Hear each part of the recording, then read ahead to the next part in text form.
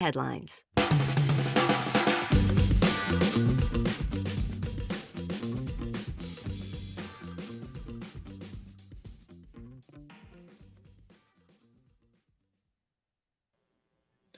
Speaker Pelosi's visit sparks cyber attacks in Taiwan. EU missile maker denies breach but confirms extortion attempt. And Tim Hortons' tasty class action lawsuit payout. These are some of the stories that my colleagues and I have been bringing to you on this week's cybersecurity headlines. And now we get a chance for some insight, opinion, and definitely some expertise on these stories and more from our guest, Yael Nagler, the CISO at Walker and Dunlop. Thanks so much for being here. Pleasure to have you on the show. A delight. Glad to be here. All right, before we move on, we got to thank our sponsor, Highest, security that protects and clears a safe path for innovation to follow. Remember, you can join us on LinkedIn Live to do so. Just go to CISOseries.com, look for the Week in Review page, and you can find the link there. We're not going to wait for you, though, because we've only got about 20 minutes, so we need to get going. First up here, one of the just big news stories overall, but some cybersecurity implications. Speaker Pelosi's visit to Taiwan sparks cyber attacks. U.S. House of Representatives Speaker Nancy Pelosi made a brief visit to Taiwan this week. You may have heard about it. It was briefly covered in select outlets. And as a result, Taipei experienced a sharp increase in cyber attacks, surpassing 15,000 gigabits, 23 times higher than the previous daily record. Most of the attacks originated from addresses in China and Russia, but were not being attributed to the Chinese government. Seems to be more opportunistic hacktivists are to blame here. None of the attacks appear to show significant or lasting damage. So my question, as a security expert, I'm just curious, Yael, what are your thoughts about her making this trip? I think that, I can't comment on the politics of her trip, but I think that there was backlash was to be expected. From a cybersecurity perspective on a corporate side, geopolitical factors are real factors for us in the context of cyber war and the technology controls. When we think about how for us from a security leader perspective, the front lines of war have really shifted to be private industry and private corporations. Nation states previously to be part, had to declare war, and that's really shifted. I think for us, we have to consider now how we respond to that. When we read the headline about this occurring, we need to think about, am I a target and what are my risks and how will I recognize it? It's an interesting story. In terms of organizations, operating in the country that are seeing this increased traffic, I mean, is this just factored into this is the cost of cybersecurity operating in Taiwan? Like, obviously, this is a fairly unique event in terms of a high-profile U.S. politician visiting the country, but this is all the news here. The news headline here is that China sees it as an aggression, and China's response to that aggression will be using their greatest weapon, which are cyber attacks. And so from a corporation perspective, we have to be prepared for that. When we see that a politician is going, we also then have to track what our traffic on our perimeter and our network, knowing that that's what's happening. Same when Russia invaded Ukraine, we had to do something similar. This is no different. All right, well, moving on to our next story, EU missile maker denies breach but confirms an extortion attempt. European missile manufacturer MBDA has refuted claims of a successful cyber attack on its infrastructure. However, it has admitted that threat actors have acquired some of their data from an external drive used by the company's Italian division. Hacking group Andrastea claims to have hacked MBDA's network to steal 60 gigabytes of data. However, MBDA claims none of the leaked data is sensitive or classified and say they will not pay the ransom.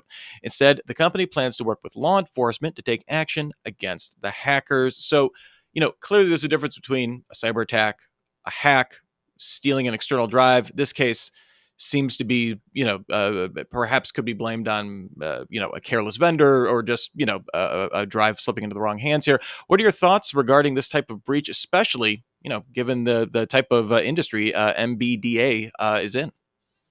Yeah. I think their industry, obviously, it's critical infrastructure. It's obviously used for defense, and that makes it a different risk for sure. When we read this headline, we have to really dig into it and understand what's actually occurring. And so the statements from MBDA need to be very specific. And in this case, they were. And that really helps guide us, right? It said, hey, that data was out there and it was known public, and it was not sensitive. They did not breach any of our perimeter controls. They did not, intrude on our environment. And so we are not at risk in those ways. This becomes an attack on the information and the news and then how it gets spun. And I thought that MBDA, by and large, did a good job keeping it out of the press as well as refuting the claims of the attacker. Yeah, and I appreciate you pointing that out to be given the sensitive nature of the industry that they are in. This may seem like perhaps too fine of distinction, but that's critically important when we're talking about people that are making national security equipment essentially. Yeah, Uh, next up absolutely. here, Next up here, Tim Hortons offers coffee and a donut to settle private data privacy invasion claims. Tim Hortons, a Canadian cultural cornerstone in the coffee and donut sector, is offering to settle multiple data privacy class action lawsuits against it by offering something it knows it's good for: coffee and a donut. The action is based on the discovery that between May 2019 and August 2020, Tim Hortons mobile apps collected geolocation data from users without their knowledge or consent, in fact, quite frequently. Tim Hortons will also have to permanently delete any geolocation data its apps improperly collected and must instruct third-party providers who have had access to the data to do the same. The offer still requires approval from the court. So, Yael, this is maybe I guess let me put it this way: is this a frivolous example that diminishes the seriousness of class action lawsuits given the sensitive information that was collected here, or is this a corporate branding exercise and Tim Hortons is saying, okay, we did wrong, here's some free grub? Look, I think that the headline is the only reaction there, right? The headline wants to get readers in because that's the publication's, objective. And so Sure. they talk about offering coffee and donuts to settle it. But then you just listed all of the requirements imposed on Tim Horton to appropriately mitigate, and repair their environment. Those were all very appropriate. I don't think that is frivolous at all. I think that the news agency picked up that headline is almost positive for Tim Horton. Part of recovering from any kind of breach or incident is managing your reputation. And if your key clients value you for coffee and donuts, and that costs $2 to solve, that's cheaper than credit monitoring. So, Yeah, that's I don't think that that. the article was. I was just going to say that seems to be the stock answer to any data breach these days. So I guess any deviation from that, as opposed to the here is the band-aid or get out of lawsuit card, as opposed to credit monitoring. Obviously, this is different because it's geolocation data, not all your credit card numbers on Have I Been Pwned or something like that. But yeah, a very interesting point that there is more here than they're doing than just here's a free gift card. We and delete the app, please. It's a clever headline. It certainly draws you in. And hopefully you also read it and you realize that that's like a very easy way to repair the reputational damage. And we could all have a laugh at that, 'cause it is what it is. All right. Well, next up here, Akamai disrupts record DDoS in Europe. Akamai reports it thwarted the largest ever DDoS attack on the continent. The attack lasted 30 days, peaking on July 21st, with peaks of 853.7 gigabit per second over a 14-hour period. The attack targeted an unnamed Akamai customer in Eastern Europe and used UDP as the vector rather than HTTPS. Based on analysis of the attack, Akamai believes it used a highly sophisticated global botnet of compromised devices to orchestrate this campaign. Pretty typical for what we've seen from DDoSs of late. These record DDoS numbers keep getting bigger. We will cover them on cybersecurity headlines, and usually involve high-profile targets. I'm curious what goes through your mind when you see these types of numbers. Well, I'm gonna go back to the thing. I feel like a broken record, but I always have to look at the source of where this is coming from and right and who's motivated to share it. So in this case, while it's posted on the register, they were reporting self-reported numbers. It was from the Akamai blog. Mm-hmm. Kaspersky, also similar in the space, posted on their blog. Cloudflare posted their largest DDoS, and it's phenomenal marketing. It's important for us to understand it. We've heard the same thing with all of our fish data comes from the phishing providers, right? And that all Mm-hmm. makes sense. I'm not surprised that the numbers are going up, however, because botnets are getting more advanced and they're getting more complicated. They have to continue to be agile to continue to attack. I also think it does present an interesting scope of how botnets are changing, and that might be the thread that we should double click on. And I'm not the expert on, but how botnets are changing also as infrastructure changes, right? Because you used to have to get to, that was why IoT was the big risk. But if they can, attack a cloud environment of a lot more machines, the botnets just have to get to the one place to be able to be a lot more powerful than they had been in the past. And that's kind of interesting to track and to think about. Yeah, that was what was interesting about the Cloudflare, the latest Cloudflare one, I think last month, is that they reported it wasn't your typical IoT, a million, points on there. They were saying that they were seeing like service providers compromised and used for that. So it was a relatively low number. Hence why the bandwidth was so, or the scope of the attack was so high. So seems a little bit more of a return to form, even if it is literally the biggest, according to Akamai, bot or DDoS attack that they've ever seen. So some interesting So this context. attacked UDP, and the one from the Cloudflare reported attacked the HTTPS protocol, and that was what made it different, not related to the cloud and to the IoT or to the span of the network. But absolutely, I think hearing how they're changing and morphing is really where I would actually look to the threat researchers to give more information, because they understand this and track this and find the themes the best. All right, well, before we move on, we want to spend a few moments with our sponsor, Hyas. Did you know a cybersecurity breach doesn't have to mean that your business is shut down or your data is stolen? Malware, ransomware, data exfiltration, they all report to a command and control infrastructure to receive instructions. Hyas's unrivaled understanding of adversary infrastructure empowers you to cut off threats from their command and control, along with any related infrastructure. Like that old Roach Motel, hackers can get in, but they can't communicate out, rendering their attack worthless.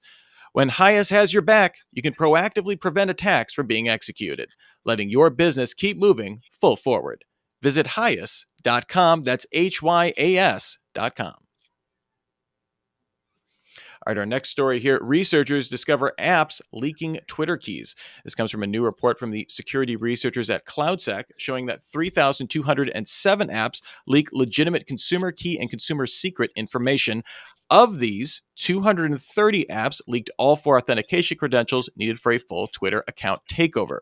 These leaked credentials could automatically be harvested by a malware operation and then rolled into some sort of bot army, bot collective, something like that, an organized campaign. The researchers noted that other apps in the past have been found to leak secret keys. This is not just exclusive to these. Services like GitHub, AWS, HubSpot, and RazorPay have all been observed by CloudSec in the past. CloudSec recommends organizations review code for directly hard-coded API keys and periodically rotate keys to help reduce the blast radius incurred by a leak. So, yeah, interesting statement. 230 apps leaked all authentication credentials needed for a full account takeover. Given the reverberations we've seen around social engineering attacks that hit Twitter and took over High Profile's account, how are we supposed to feel confident with the industry's biggest players when we see apps kind of playing fast and loose potentially with things like authentication keys? So I read this a little bit differently. I think that it's not about questioning the security measures of the largest technology environments, that ones that we are relying on for authentication. But in this case, there were 3,000 apps, and who knows who was producing those apps, of which 7% of them did no security at all, as opposed to just losing one kind of authenticator, protection. This was that they coded their APIs in an open text environment. For me, my takeaway is I need to do a better job of understanding when I'm downloading an app or using an app, the quality of their technology. Do they have a CISO? Or do they have, a SOC 2? How are they protecting their environment? Because that's who I'm giving access to. I have to trust that their developers have appropriately masked the data in the API that will give them access to my authentication credentials. And then if it occurs, what will I do to fix it? And that becomes a burden, I think, on the consumer. That is something, that is difficult. Yeah, it was interesting. The only named company I saw out of all these apps in the CloudSec report was Ford, who as soon as they were contacted, rolled it out and fixed it. They were not one of the 230 also that were leaking full authentication keys. So, not trying to blame Ford on this. They had the appropriate response of, we fixed it. But that, to your point, when even Ford, at some point, obviously, whoever is their mobile app developer, that might be a contractor who knows how close that is, to their IT supply chain. It does make you question, like, Ford, I would assume I would be okay giving my Twitter credentials, I would think. Yeah. Yeah. So And I that think is a you tough spotted burden exactly for right. consumers. Yeah. Yeah. Yeah. All right. So next up here, coding issue impacts credit scores. The Wall Street Journal sources say the credit firm Equifax provided inaccurate credit scores on millions of U.S. consumers seeking loans over a 3-week period. From mid March through early April, a technology coding issue caused inaccurate credit scores. Although Equifax said it believes the impacted loan decisions were that the impact to loan decisions were for a small number of applicants. One bank speaking to the Journal said that during the period, 18% of applicants received incorrect scores, while an auto lender reported 10%. Equifax informed banks of the error in May. The company said it fixed the issue impacting legacy applications. So, given the speed at which, it's the easy narrative here, right, is to say if I miss a payment, I'm a month late, my credit score is immediately impacted. Equifax takes X amount of time. This is not, the shoe is on the other foot here, it would seem. I'm just wondering, kind of in the broader sense, we've seen a number of issues regarding Equifax and credit firms when it comes to a variety of tech issues over the past couple of years here. You think maybe it's time for a different approach to rating consumer credit? Obviously, it's still needed to validate loan decisions, but is this big three firm kind of framework the way forward, I guess? A lot of questions. So you kind of asked two questions. The first is how we, rate consumer credit, and the second is how these large companies manage their various technologies. And the third is almost how we as consumers have this responsibility to be essentially my own SOC for my own data and monitor all of the things where that my information is dependent on. It's all the different websites for all the health insurance providers, and it's the credit, and it's the payments.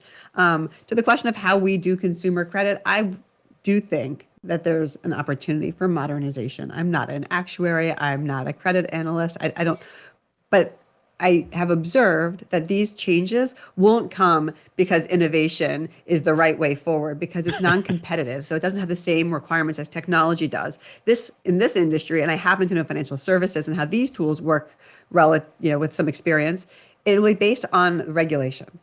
Will it be mandated? Because that's where you'll get the maturity, and that's where we'll start to see the modernization. And I'm here for it. And this is where we have the opportunity, I think, as consumers wanting it to change, to instead of protest Equifax, to really go to our local, lawmakers and get involved, give them the education so that they know when to go lobby or put forward recommendations for the consumers and constituents in their jurisdiction. All right. Well, our last story of today, large-scale phishing campaign targeting Microsoft Enterprise email services.